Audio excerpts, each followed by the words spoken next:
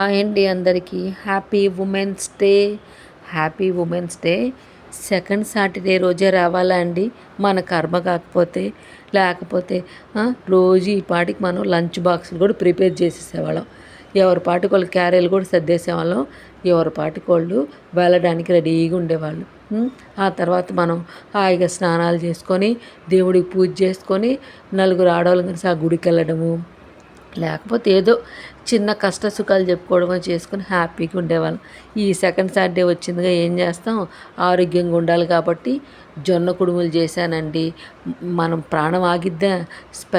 Special డేనే కదా women's day. అందుకే రాగి జావ చేసుకున్నానండి. అది తాగిన తర్వాత వంట ప్రిపేర్ చేయాలండి. అందుకే మనం కష్టంలో కూడా ఆనందం వెతుక్కుంటాం కాబట్టి మనము హ్యాపీ ఉమెన్స్గానే ఉంటాం. హ్యాపీగానే ప్రతి పని చేసుకుంటాం.